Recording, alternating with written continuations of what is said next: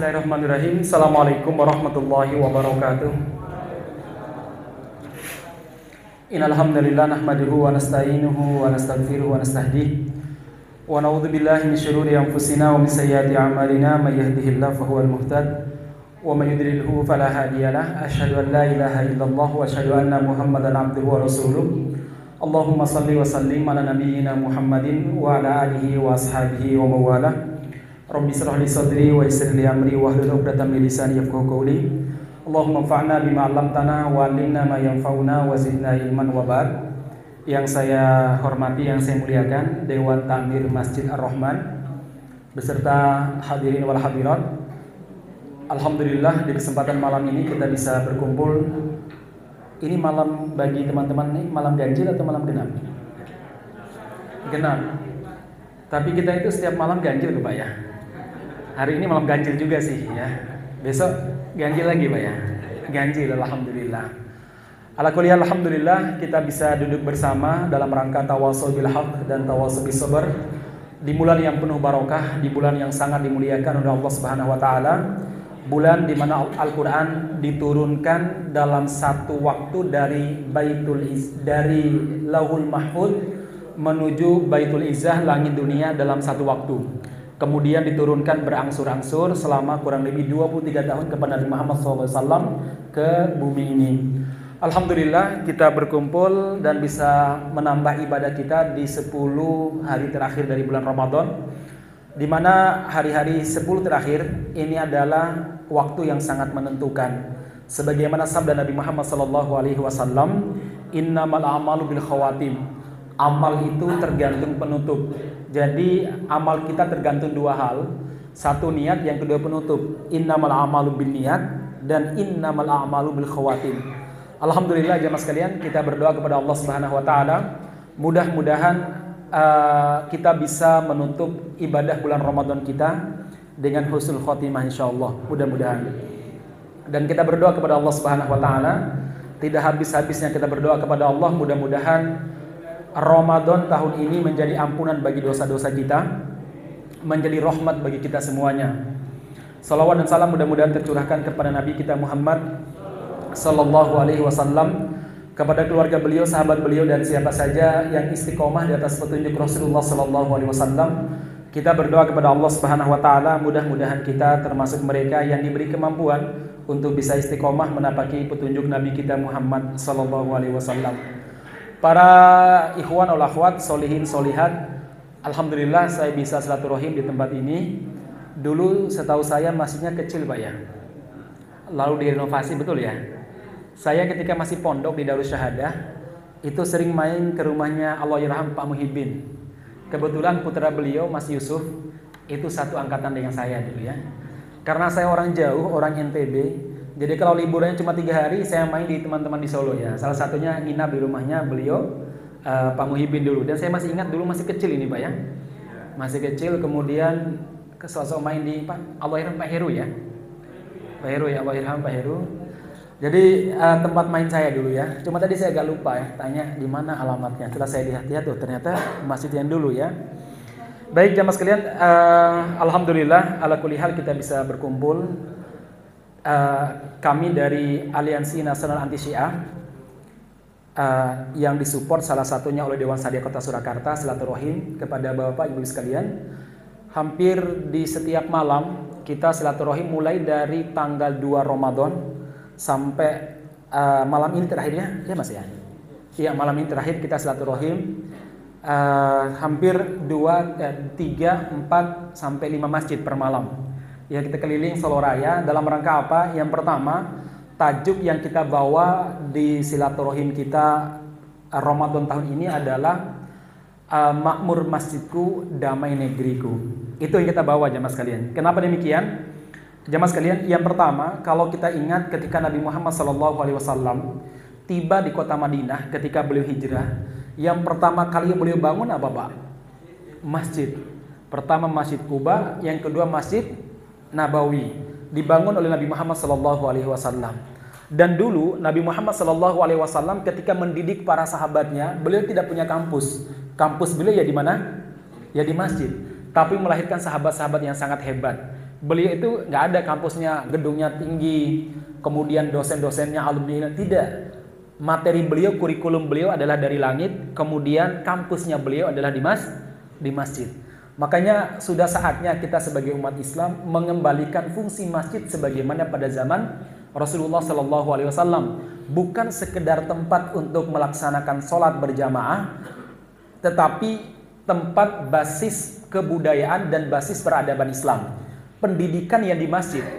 Bahkan jamaah sekalian, Rasulullah Shallallahu Alaihi Wasallam itu sengaja memerintahkan para sahabat untuk membuat anak-anak itu senang di masjid. Salah satunya apa? Dalam sebuah riwayat yang saya baca, Nabi Muhammad SAW meminta kepada para sahabat untuk mengikat kurma rutop, ya rutop itu yang masih basah, di tiang-tiang masjid. Untuk apa? Itu diikat sekitar 5 atau 10 menit sebelum adzan, supaya anak-anak datang. Karena dulu nggak ada permen sebagaimana sekarang. Jadi yang diikat apa? Kurma rutop. Anak datang. Ya awalnya ketika mereka usianya 2 tahun, 5 tahun, 7 tahun misalkan, mungkin datang demi kurma. Tapi lama-kelamaan mereka terbiasa dengan masjid. Ini penting jamaah sekalian. Makanya nggak apa-apa menurut saya sediakan makanan, minuman atau permen bagi anak-anak. Dan yang menarik lagi di Turki itu masjid rata-rata ada tempat bermain bagi anak-anak ya. Sehingga anak-anak itu senang di masjid. Nah, kenapa? Karena kaderisasi itu dimulai dari masjid jamaah sekalian. Rasulullah Shallallahu Alaihi Wasallam memberangkatkan pasukan perang dari mana? Dari masjid. Dan menerima pasukan perang di mana? Di masjid. Menerima para utusan dan menerima tamu di mana? Di masjid. Masya Allah, betul-betul dulu masjid itu sebagai sentral kegiatan. Dan ini kita harapkan. Makanya jamaah sekalian, Rasulullah Shallallahu Alaihi Wasallam sangat menghasung kita untuk memakmurkan masjid. Satu lagi, masjid itu satu-satunya tempat yang tidak akan bisa dikuasai dan dimakmurkan oleh orang munafik. Kalau kantor kelurahan, kantor bupati, kantor camat, kantor kantor gubernuran, apalagi istana presiden, jangankan orang munafik, orang kafir pun bisa menguasai. Sementara kalau masjid, hanya orang-orang yang beriman kepada Allah dan beriman kepada akhir yang bisa memakmurkan masjid. Orang munafik tidak mungkin ya mas kalian. Kalaupun mereka menguasai masjid dalam rangka apa, pasti masjidnya sepi, tidak akan makmur. Maka ma'asyiral muslimin yang mudah-mudahan dirahmati Subhanahu wa taala, saatnya memang kita mengembalikan fungsi masjid sebagai sentral kebudayaan sebagaimana pada zaman Rasulullah sallallahu alaihi wasallam. Ini secara keumatan, secara pribadi Nabi Muhammad sallallahu alaihi wasallam menilai orang yang memakmurkan masjid dan senantiasa menghidupkan masjid sebagai orang mukmin. Beliau pernah bersabda, "Idza ra'aita man lazamal masjida fashhad bi annahu mu'min." Kalau kamu melihat ada orang yang melazimi masjid, saksikanlah dia seorang mukmin. Bahkan beliau itu mengatakan cari mantu itu di masjid. Ya, ada cerita. Suatu waktu Nabi Muhammad SAW berangkat melaksanakan sholat sunnah sebelum subuh di masjid. Masih gelap. Sholat sekian rakaat beliau sholat atau baru 2 rakaat atau berapalah. Tiba-tiba ada seorang pemuda yang datang menyalakan menyalakan lilin masjid. Maklum kalau dulu kan menyalakan berarti dari tiang ke tiang. Tidak sebagaimana kita begitu masuk, kemudian kita cek lekan langsung hidup semuanya jamaah sekalian. Dulu dari satu tiang ke tiang. Dari satu tiang ke tiang masjid. Nabi Muhammad itu bertanya, "Man? Siapa?" "Ana ya Rasulullah." "Saya ya Rasulullah." "Saya siapa?" "Ana Tamim." "Saya Tamim ya Rasulullah." "Oh Tamim, kamu setiap subuh begini wahai Tamim." "Jih Kanjeng Nabi, tak upayakan datang lebih awal, saya nyalakan lampu di masjid, saya tata tempat-tempat pasir-pasir yang gundukan pasir, saya ratakan biar orang itu nyaman ke masjid." Maklum, dulu kan masjid Nabi masih gundukan pasir. Makanya para sahabat sholat kadang pakai sepatu. Nah, jemaah sekalian, kemudian Nabi bertanya, "Ya Tamim, andaikan aku masih punya anak perempuan yang belum menikah, tak nikahkan dengan kamu." Jadi bapak-bapak yang sekarang punya anak gadis, carilah mantu di masjid. Mas-mas yang belum menikah, seringlah ke masjid biar ketemu calon mertua, ya. Nah, jemaah sekalian yang mudah-mudahan dirahmati Subhanahu wa taala, ini penting. Bagaimana masjid itu menjadi tonggak peradaban pada zaman Rasulullah sallallahu alaihi wasallam. Baik jemaah sekalian, itu yang pertama, makna daripada silaturahim kami di bulan Ramadan ini. Bagaimana memakmurkan masjid sehingga negeri kita insya Allah damai. Makanya saya kadang berharap dan berdoa kepada Allah, mudah-mudahan di 2024 Nanti yang terpilih pemimpin kita adalah yang kalau khutbah Jumat presidennya bisa. Kemudian sholat subuh di Istiqlal yang imami presiden. Senang gak ibu-ibu? Bapak-bapak senang gak? Amin, insya Allah ya. Jadi harapan kita begitu jamaah sekalian. Jadi kalau khutbah Jumat siapa? Ya presiden di Istiqlal. Yang imami sholat subuh siapa? Presiden. Makanya dulu kenapa para ulama itu masjid itu didekatkan dengan istana presiden. Biar apa? Presidennya yang ngimami sholat. Begini, saya bukan buat-buatan saya, begini.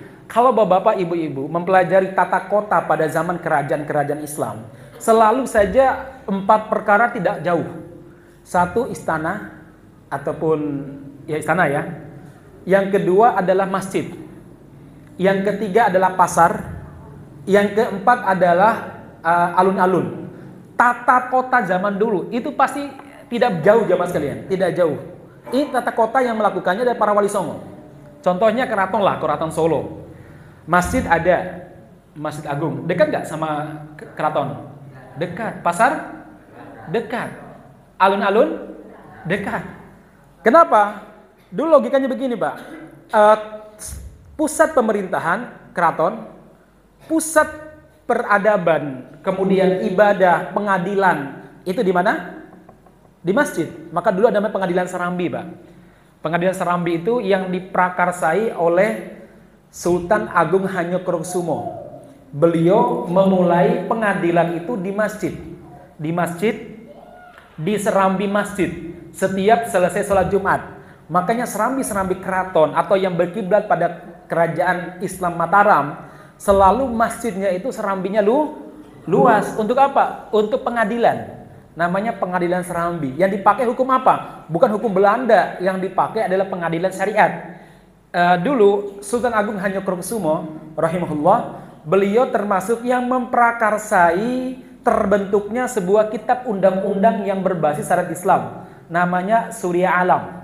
Ya, Surya Alam itu kitab pidana dan perdata yang berbasiskan syariat Islam. Kalau di Demak namanya Salokontoro. Kalau di Cirebon namanya Pepakem, ya. Itu kitab undang-undang yang semuanya berbasis syariat Islam, ya. Dan pengadilannya didirikan di Serambi.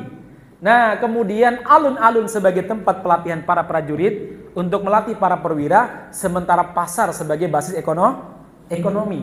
Nah, makanya kenapa istana presiden itu dekat dengan Istiqlal. Seharusnya begitu harapan kita. Makanya bapak-bapak itu berdoa mudah-mudahan beberapa tahun ke depan yang memimpin negara kita mereka yang sergap ke masjid, terutama sholat subuh berjamaah. Kemudian nek khutbah yang mengisi khutbah adalah siapa? Presiden. Masya Allah ya. Baik jamaah sekalian, itu poin pertama yang membuat kami hadir di masjid-masjid ya. Supaya apa? Mari kita kembalikan fungsi masjid sebagaimana pada zaman Nabi kita Muhammad Sallallahu Alaihi Wasallam. Kita ramaikan Pak. Tadi malam saya ngisi di Mojo. Saya tanya, bagaimana cara meramaikan masjid? Takmirnya diam.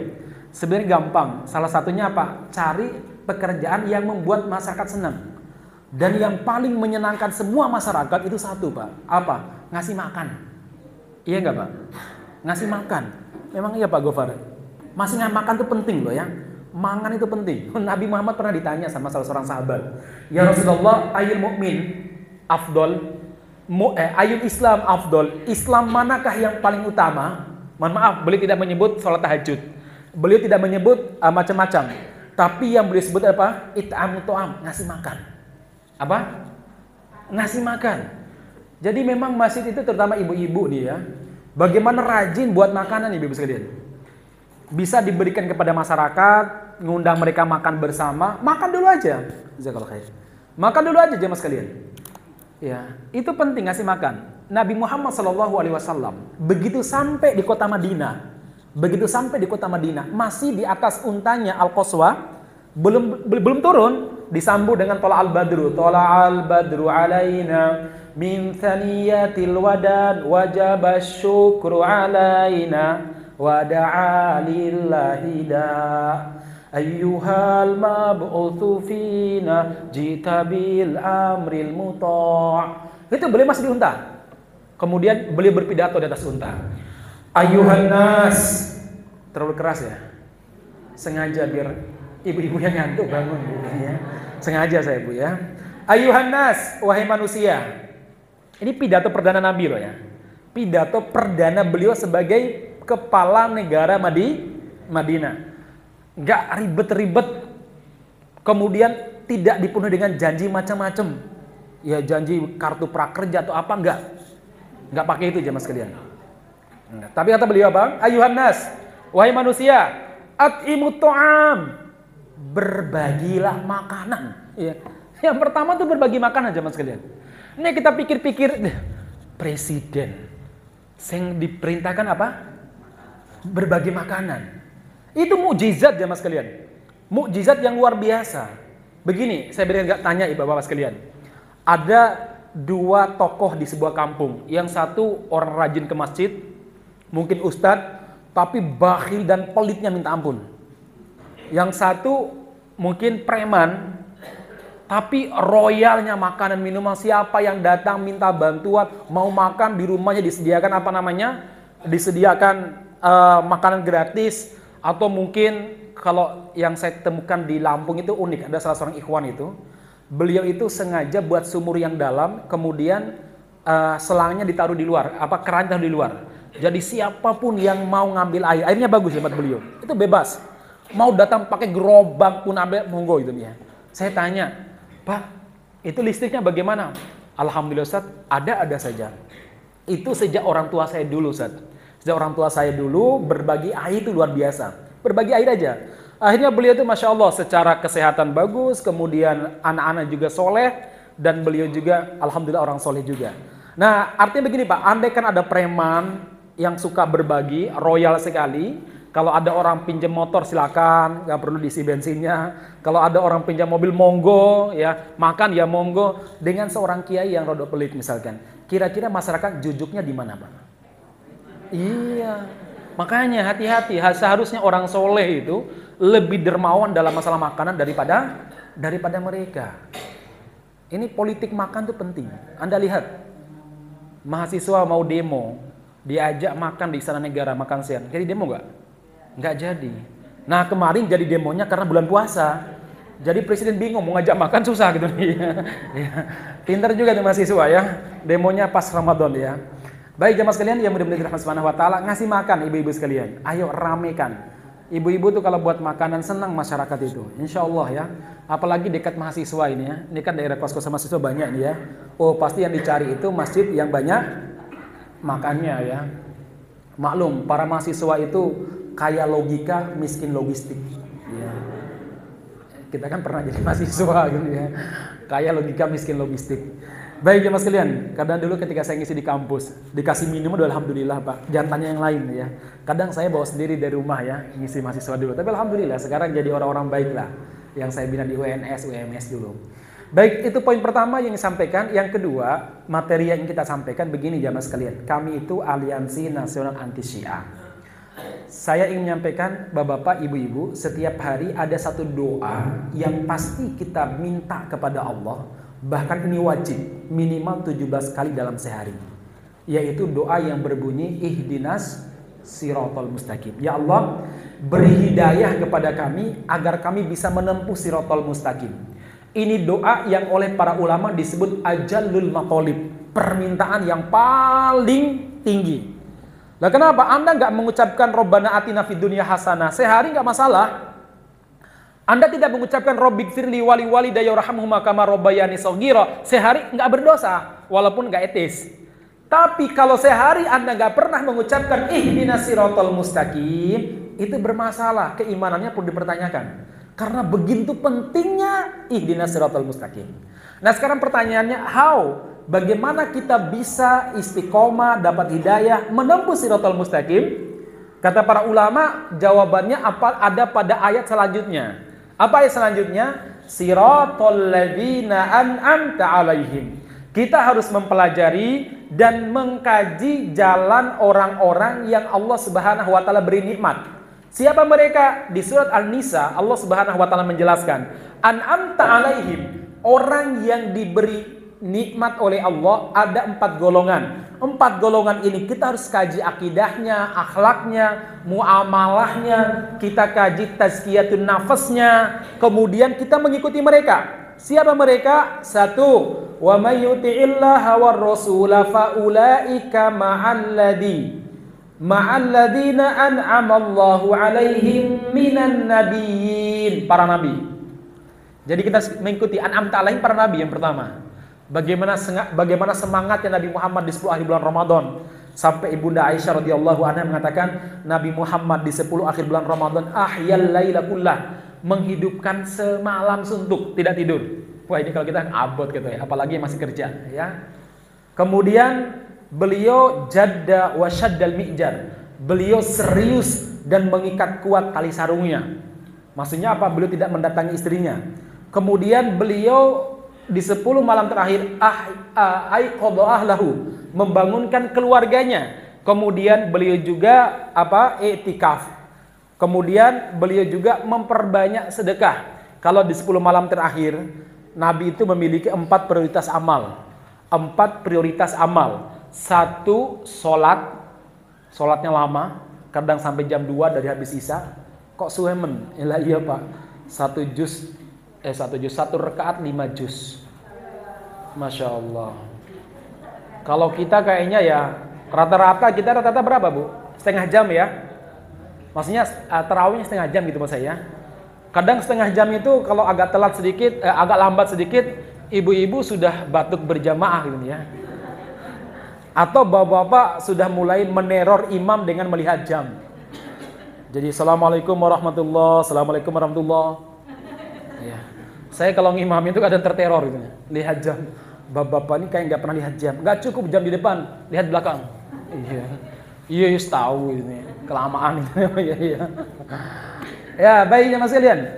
Jadi sekali lagi, saudara sekalian, itu yang kedua, beliau tilawatul Quran ditemani sama Jibril biasanya. Malaikat Jibril akan menemani beliau.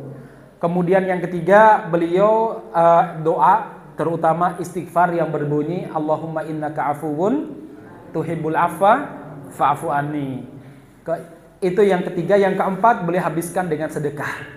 Sampai Ibunda Aisyah radhiyallahu anha pernah mengatakan, kanan Nabi itu ajwadun nas, manusia yang paling dermawan, wa ajwadu mimma yakunu, dan lebih dermawan lagi fi Ramadan, di bulan Ramadan, hina yalqahu Jibril, ketika beliau berjumpa dengan malaikat Jibril. Terutama di 10 akhir bulan Ramadan, Jibril datang nemani Nabi tilawah, tadarusan sama Nabi. Ya, kadang Jibril yang membaca, Nabi yang dengerin. Kadang Nabi yang baca, Jibril yang mendengarkan. Kalau ada sesuatu yang tidak dipahami, maka Nabi Muhammad akan bertanya kepada Jibril tentang ayat tersebut. Lalu Jibril pun menjelaskannya. Masya Allah jamaah sekalian. Baik jamaah sekalian, itu Nabi. Yang kedua, wasiddiqin, ulama-ulama yang jujur. Itulah an'amta alaihim, orang yang Allah beri nikmat, yang harus kita ikuti sebagai syarat untuk menempuh siratal mustaqim. Yang ketiga adalah wasyuhada, orang-orang yang mati syahid. Pelajari bagaimana kisahnya, kisahnya Umar bin Khattab syahid. Kita pelajari bagaimana perjuangannya Pangeran Diponegoro, Masya Allah. Ulama, alim, mujahid yang berani meninggalkan kemewahan dunia, pindah dari satu gunung ke gunung untuk berjuang melawan penjajah Belanda. Kita pelajari bagaimana semangatnya Adipati Yunus, Pangeran Sabrang Lor, yang gugur sebagai syuhada di tengah laut ketika perang melawan Portugis di Selat Malaka. Kita pelajari bagaimana kepahlawatan Sultan Nuku, Sultan Babullah, Sultan Hasanuddin, ya, Syekh Yusuf Al-Makassari yang menjadi panglima perangnya Hasanuddin, kemudian menjadi muftinya Sultan Ageng Tirtayasa di Banten. Orangnya cerdasnya luar biasa. Sampai akhirnya Belanda itu membuangnya ke Afrika. Buang di Afrika mengislamkan puluhan suku. Ya. Masya Allah, ini Syekh Yusuf Al-Makassari. Orang-orang Muslim, para pejuang jamaah sekalian. Kita pelajari bagaimana perjuangannya Tuanku Imam Bonjol, Cik Ditiro, Tengku Umar, mujahid-mujahid luar biasa. Nah jamaah sekalian, itu namanya asyuhada, an'amta alaihim, yang Allah beri nikmat. Dan yang keempat adalah siapa? Was-solihin wa hasuna ulaika rafiqa, yaitu orang-orang soleh. Kita pelajari hidup mereka dan mengikuti mereka. Ya banyak di Solo ustadz-ustadz kita, Masya Allah, orang-orang soleh. Kita hidup bersama dengan mereka yang sudah meninggal banyak, misalkan Allah yarham Ustaz Muin, Masya Allah kita sering tidur bareng, ngobrol bareng bersama beliau. Dan beliau orang yang sangat menjaga sholatnya dan orang sangat baik muamalahnya. Ayo kita ikuti orang-orang soleh jamaah sekalian. Baik jamaah sekalian, itu namanya apa? An'amta alaihim. Syarat pertama untuk menempuh Shiratal Mustaqim yang kita minta minimal 17 kali dalam sehari, ditambah dengan 11 kali di tarawih jamaah sekalian. Baik. Yang kedua, syarat untuk mendapatkan Shiratal Mustaqim adalah ghairil maghdubi alaihim waladdallin. Kita harus mempelajari jalan orang-orang yang dilaknat oleh Allah dan disesatkan oleh Allah, lalu kita mewaspadai jangan sampai kita terjerembab dalam konspirasi yang mereka buat. Siapa mereka? Satu, gembongnya Yahudi, maghdub. Yang kedua adalah Nasrani. Nah, Yahudi sama Nasrani ini selingkuh dalam masalah akidah, melahirkan anak jadah yang bernama Syiah. Ya, itu jahatnya, lebih jahat daripada bapaknya Yahudi maupun Nasrani jamaah sekalian. Sampai Imam Al-Ghazali rahimahullah, beliau mengatakan sungguh orang-orang Nusairiyah, Syiah batinah lebih buruk daripada orang Yahudi dan lebih buruk daripada orang Nasrani katanya. Ini Imam Al-Ghazali, ulama besar yang dikenal santun, sampai berkata demikian. Bahkan Asy-Syafi'i rahimahullah, Muhammad bin Idris Asy-Syafi'i, Imam Al-Mujaddid, Imam Madhab Imam Asy-Syafi'i, beliau pernah mengatakan, bagi saya, kata beliau, sholat di belakang orang Yahudi dan Nasrani dengan sholat di belakang orang Syiah podo gak sahnya. Gak sah kata beliau. Ini kata Imam Syafi'i jamaah sekalian. Kenapa? Karena kafirnya mereka pada Allah luar biasa. Saya sering menyimpulkan begini, ibu-ibu, bapak-bapak, Syiah itu kelompok sesat yang paling lengkap dan sempurna sesatnya. Kenapa saya berani berkata demikian? Kami sudah hampir 10 tahun berinteraksi dengan Syiah, mengkaji buku mereka, berdiskusi dengan mereka. Saya sampai pada kesimpulan sebagaimana kesimpulannya Imam Asy-Syafi'i. Apa kata kesimpulan Imam Ibnu Taimiyah? Apa kesimpulan Syekhul Islam Ibnu Taimiyah? Beliau mengatakan tidak ada manusia laisa finnas aqdabu bin nukulat. Orang yang lebih berani berdusta dalam periwayatan hadis dan sejarah, wa ajhalu bil ma'qulat, dan lebih bodoh dalam berlogika dibandingkan orang Syiah, terutama Syiah Rafidhah. Ya. Kata beliau begitu. Kenapa? Beliau pengalaman hidup bersama dengan mereka. Paling berani berbohong dan paling bodoh dalam berlogika. Saya berikan contoh jemaah sekalian. Kenapa saya bilang bahwa Syiah itu betul-betul sangat berat sekali. Saya mulai dari konsep ketuhanan, Tuhan. Ini merupakan intisari semua agama. Tuhan itu intisari daripada agama. Saya tanya, Bapak-bapak, konsep Tuhan kita jelas apa tidak jelas? Jelas. Siapa Allah? Lam yalid wa lam yulad wa lam yakul lahu kufuwan ahad. Siapa Allah? Rabbil alamin, Ar-Rahmanir Rahim, Maliki yaumiddin. Jelas Allah itu kan? Siapa Allah? La ta'khuduhu sinah. Enggak pernah ngantuk. Tahu enggak ngantuk? Itu loh kayak ibu-ibu di tembok itu yang matanya udah lir-lir, itu namanya sinah namanya itu ya. Iya. Wala naum, dan juga tidak tidur. Itu Allah Tuhan kita. Siapa Allah? Lahu ma fis samawati wa ma fil ard. Kepunyaan Allah semua yang ada di langit dan semua yang ada di bumi. Kepunyaan Allah Subhanahu wa taala. Siapa Allah? Wah, masih banyak. Allah mendefinisikan dirinya. Mulai dari Al-Fatihah sampai An-Nas, Allah menjelaskan dirinya. Sehingga kita itu nggak perlu berbeda pendapat dengan tentang ketuhanan. Nah, jemaah sekalian, kita berkeyakinan bahwa Allah itu adalah lam yakul lahu kufuwan ahad. Tidak ada satupun yang serupa dengan Allah dalam masalah apapun, kekuatan, dalam masalah ketampanan, dalam masalah dalam masalah fisik, ada yang serupa dengan Allah Subhanahu wa taala. Nah, jemaah sekalian, sementara orang Syiah mengatakan Allah adalah Fatimah binti Muhammad sallallahu alaihi wasallam adalah Allah yang berwujud manusia perempuan. Nauzubillah min dzalik.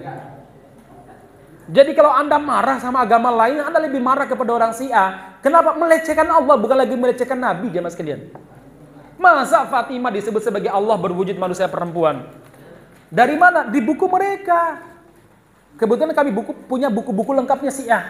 Syiah itu punya kitab hadis yang berbeda dengan kita. Jadi kalau kita ada Bukhari, Muslim, Abu Dawud, Tirmidzi, An-Nasai, Tabrani, kemudian kita punya apalagi Imam Musnad Ahmad dan lain sebagainya yang kita kenal dengan kutub Tis'ah. Orang Syiah punya kitab lain, hadis lain. Apa itu?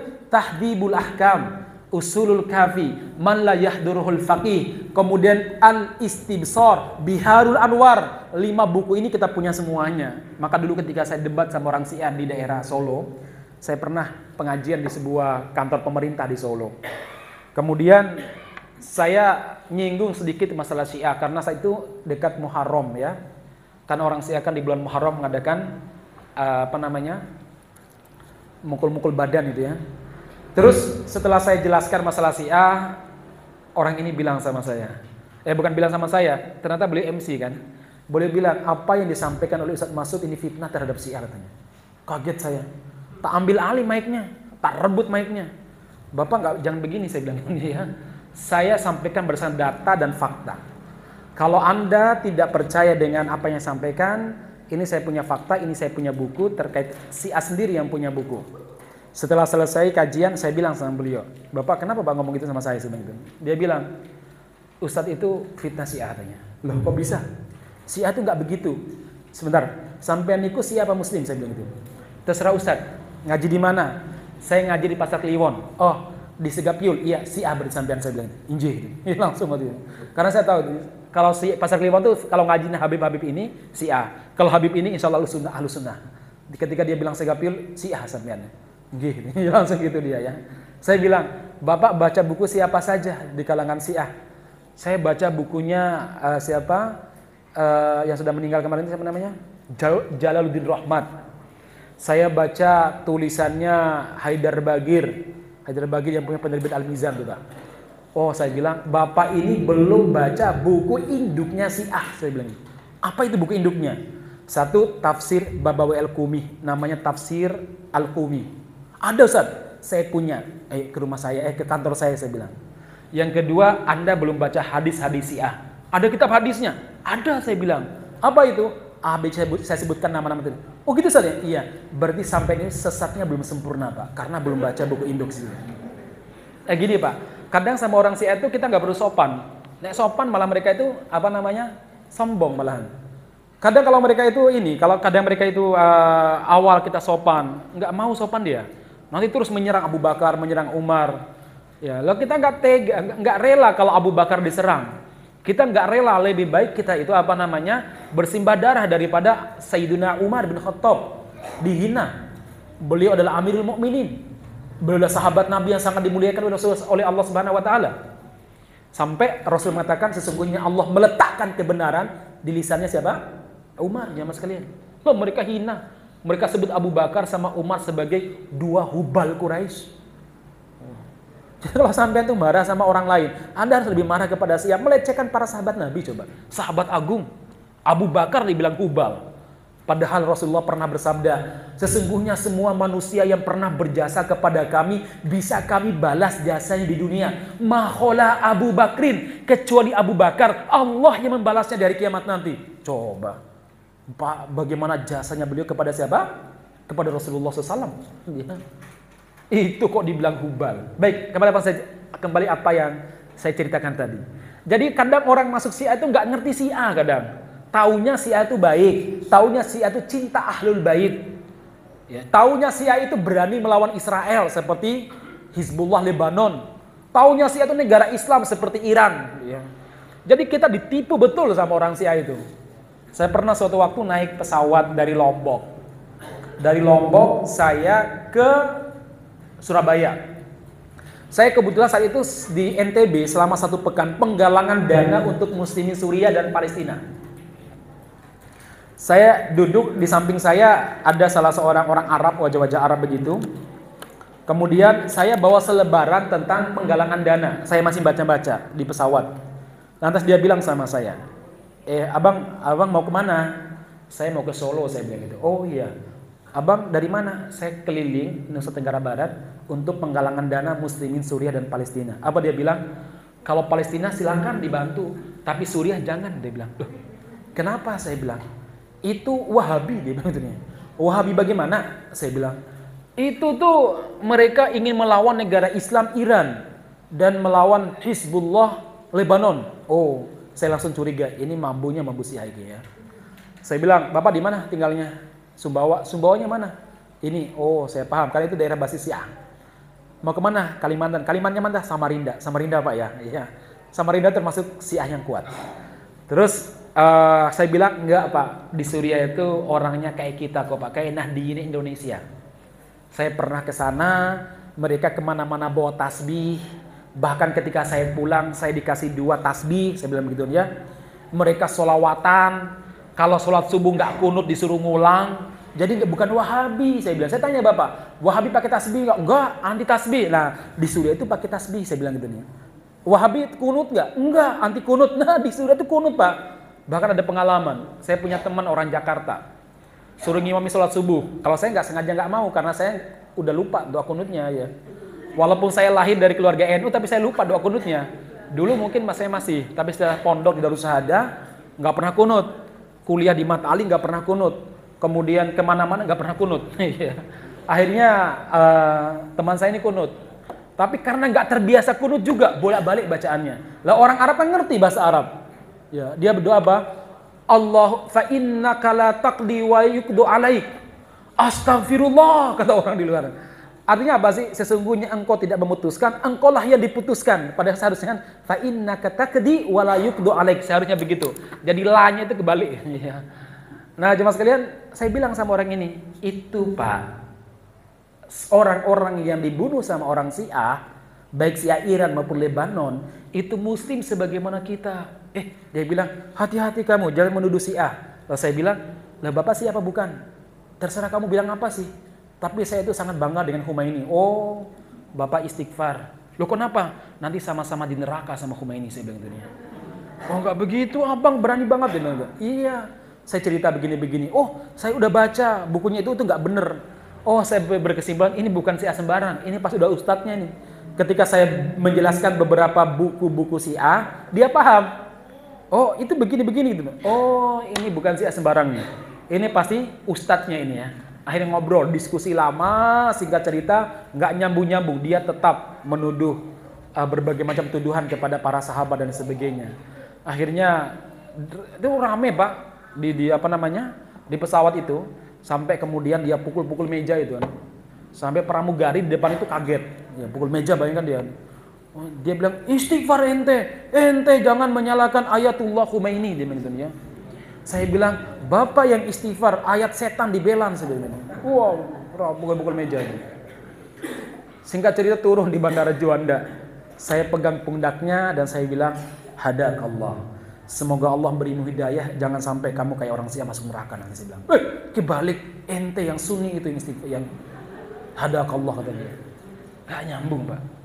Maka saya bilang, kalau diisi sama orang Syiah, bolehlah pelan-pelan. Tapi kalau sudah mulai menyerang para sahabat, saya itu orang gatelan. Maksudnya gak rela kalau para sahabat itu apa? Diserang ya mas kalian. Loh, itu satu konsep Tuhan. Yang berikutnya, orang Syiah, kalau kita meyakini ilmu Allah sifatnya azali. Azali itu apa? Allah tahu yang telah terjadi, yang akan terjadi, dan yang sedang terjadi. Itu kita, betul gak Pak? Sepakat gak ibu-ibu bahwa Allah tahu segala-galanya? Orang Syiah mengatakan Allah itu bada. Apa bada?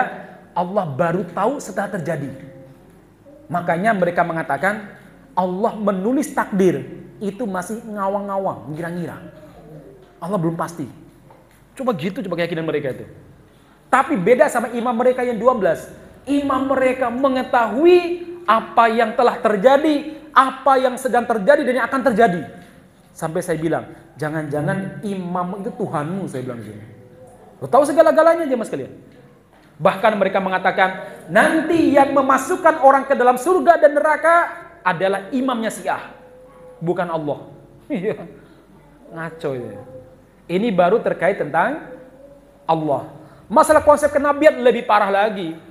Mereka mengatakan bahwa hadis nabawi itu tidak harus dari Nabi. Jadi hadis menurut orang Syiah termasuk perkataan imam mereka itu hadis. Kalau kita kan hadis itu hanya dari Nabi. Kalau selain Nabi namanya athar. Mereka itu apa? Enggak. Nabi itu enggak harus dari Nabi. Imam mereka juga ada disebut hadis. Maka kitab hadis mereka yang berjumlah 5 tadi, salah satu kitab hadis yang paling banyak, yang paling berjilid-jilid banyak, namanya Biharul Anwar, 110 jilid. Itu jamaah sekalian, isinya perkataan-perkataan imam mereka itu. Ya. Saya sering baca buku-buku hadis mereka. Kadang aneh, lucu. Banyak kok hadis-hadisnya lucu. Contoh kata mereka, Ali bin Abi Thalib yang diklaim sebagai imam pertama Syiah, padahal Ali itu benci Syiah, itu ketika lahir langsung adzan. Jadi nggak diadanin, dia adzan sendiri. Allahu Akbar. Padahal nek dipikir-pikir saat itu Nabi aja belum jadi Nabi. Nabi Muhammad aja belum diangkat sebagai Nabi, tapi Ali sudah bisa adzan. Terus Nabi Muhammad datang menjenguknya. Lalu apa? Ali pun membaca Taurat. Ini riwayat Syiah di bukunya mereka, Pak. Dari A sampai Z, sampai kalau ada Nabi Musa hadir, niscaya Nabi Musa mengatakan, Ali, bacaan Tauratmu lebih bagus daripada bacaan saya. Kemudian Ali yang masih bayi tadi membaca Injil. Andaikan Nabi Isa datang, niscaya Nabi Isa bilang, Ali, bacaanmu apik tenan kayak bacaanku. Lalu dia membaca Al-Quran dari Al-Fatihah sampai An-Nas. Padahal Nabi aja belum diangkat sebagai Nabi itu ya. Itu Nabi mengatakan, Ali, bacaanmu apik tenan ya, kayak bacaanku. Jadi kadang orang Syiah itu dalam buku hadisnya itu nggak masuk secara logika. Makanya mereka bilang begini, buku hadis Syiah itu cacat secara metodologi dan cacat secara logika. Cacat secara metodologi dan cacat secara logika. Nah, jemaah sekalian yang mudah-mudahan dirahmati Subhanahu wa taala, contoh tadi ya, logikanya tadi, masa Ali lahir langsung adzan? Yang kedua kata mereka, imam Syiah yang berjumlah 12. Syiah itu punya imam namanya 12 orang. Katanya apa? Ketika dikandung oleh ibunya, itu bukan di perut, bukan di kandungan, tapi di mana? Di pinggul kanannya katanya. Kenapa? Kalau di perut nanti campur kotoran. Maklum dulu belum ada pengetahuan terkait antara perut sama kandungan. Dikira kalau hamil itu di usus sebenarnya. Maka di mana? Di pinggul katanya. Dan ketika lahirnya bukan lewat kemaluan ibunya, karena itu tempat kotor buat darah haid, buat kencing macam-macam. Lahirnya di mana? Lewat paha kanannya katanya. Tuh nggak tahu tuh cara keluarnya kayak gimana itu. Itu ada di buku hadis Syiah ya. Maka salah seorang ulama Syiah itu mengatakan, kita itu kalau memakai metodologi seleksi hadis sebagaimana ahlu sunnah kita, secara logika harus logis. Yang kedua harus rawi-rawinya harus jelas. Sungguh 99% kita harus membuang hadis kita. Kenapa? Gak masuk akal hadis kita itu nih. Maka apa? Terimonan, kalau enggak ya sudah. Gak masuk akal. Tadi konsep kenabian, apa mereka bilang? Nabi Muhammad SAW nanti di hari kiamat tubuhnya masuk surga, sementara mohon maaf kemaluannya disiksa di neraka katanya. Kenapa? Karena di dunia Nabi Muhammad menikahi 2 wanita musyrik yang paling syirik. Siapa itu? Aisyah sama Hafsah. Aisyah putrinya Abu Bakar, Hafsah putrinya Umar, dan dua-duanya ummahatul mukminin radhiyallahu anhuma. Mereka adalah istri-istri tercinta Nabi, dikafirkan sama Syiah. Dan sampai Nabi kena imbasnya. Tadi tubuhnya di surga, kemaluannya di neraka. Coba. Masih banyak tuduhan-tuduhan mereka terhadap Nabi Muhammad sallallahu alaihi wasallam. Baik jemaah sekalian, ini sekilas terkait Syiah. Sebagai penutup begini, kalau bicara panjang lebar masalah Syiah sampai subuh nggak rampung, Pak. Wah, mereka itu sesatnya panjang lebar juga, Pak. Ya. Nah, saya coba menyimpulkan begini jemaah sekalian. Satu, Syiah itu kelompok sesat yang paling lengkap dan sempurna sesatnya. Anda tunjukkan kesesatan pada kelompok lain, saya akan tunjukkan bahwa di Syiah itu ada. Ustaz, LDII mengkafirkan di luar kelompok mereka. Katanya sekarang udah tobat sih, udah gak kayak dulu. Kalaupun iya, Syiah menyebutkan kita ini nawasib. Mereka menyebut kita ini apa? Musyrik. Mereka menyebut kita ini munafik. Dan mereka menuduh kita namanya nawasib, artinya apa? Pemberontak yang halal darahnya. Coba. Anda tuduh siapa lagi? Oh, Ahmadiyah mengaku bahwa ada nabi setelah Nabi Muhammad. Baik, Syiah mengatakan Jibril salah memberikan wahyu. Seharusnya kepada Ali, maka Jibril memberikan kepada siapa? Nabi Muhammad. Makanya orang Syiah tidak beriman, tidak ada rukun iman kepada malaikat. Gak ada. Kenapa? Karena pemimpin malaikat itu Jibril. Lah pemimpin aja berkhianat, apalagi anak buahnya. Gitu kata orang Syiah. Maka Anda sebutkan kelompok lain yang sesat. Saya akan tunjukkan di situ ada sesat. Ada sesat seperti bahkan lebih parah daripada itu. Oh, ada yang mengatakan bahwa Hindu mengatakan bahwa arwah Tuhan itu ada di sini. Orang Syiah Nusairiyah mengatakan arwahnya Ali begitu keluar saat dibunuh oleh Abdurrahman ibnu Muljam, Ali bersemayam di bulan. Maka di antara orang Syiah Nusairiyah menyembah bulan sampai sekarang di Suriah. Ada juga mengatakan Ali bersemayam di matahari. Mereka pun menyembah matahari. Ada juga mengatakan Ali bersemayam di api. Sampai sekarang mereka seperti Majusi, menyembah api. Begitu aja mas. Jadi keyakinan reinkarnasi itu ada pada Syiah. Oh, kata mereka bahwa orang-orang Kejawen mengatakan bahwa ada istilah manunggaling kawula Gusti, menyatunya Allah dengan alam semesta. Orang Syiah lebih parah daripada itu. Apa kata mereka? Bahwa pada diri Ali dan imam-imam mereka menipis sifat ketuhanan. Apalagi Pak? Silakan. Oh, orang Nasrani mengatakan bahwa Trinitas. Oh, orang Syiah Nusairiyah yang lebih parah mengatakan Tuhan ada Trinitas 3. Ain, Mim, Sin. Siapa Ain? Tuhan Ali. Menciptakan Tuhan Mim, Muhammad sallallahu alaihi wasallam. Tuhan Muhammad menciptakan Tuhan Sin, Salman Al-Farisi. Trinitas. Jadi semuanya ada, Pak. Nah, kenapa kita bicara Syiah? Karena Menteri Agama kita, Masya Allah, semoga Allah beri hidayah nih ya, memperbolehkan perkembangan Syiah di Indonesia. Menteri Agama kita bernama Gus Yakut, putra dari Kiai siapa? Kiai Bisri Mustafa, betul ya? Yang mendirikan PKB ya? Yang mendirikan PKB itu. Saya nggak tahu nih, Masya Allah, kasihan bapaknya. Anaknya Gus Yakut ya gitu. Ya Gus siapa tuh? Yang ketua PBNU? Gus Yahya Saquf, kan kakaknya Gus Yakut itu nih. Ya gitu juga. Kemarin dia mengatakan bahwa kata kafir dalam konteks negara bangsa tidak berlaku lagi, kata dia. Lah kalau kata kafir nggak berlaku di negara bangsa, nggak ada agama lah. Buat apa hukum waris mewarisi? Buat apa hukum menikah? Buat apa hukum sembelihan yang disebutkan oleh para ulama? Semuanya itu efek daripada pembagian manusia menjadi dua, mukmin sama kafir. Loh kok sekarang mau dihapus katanya. Masya Allah, barakallahu fikum.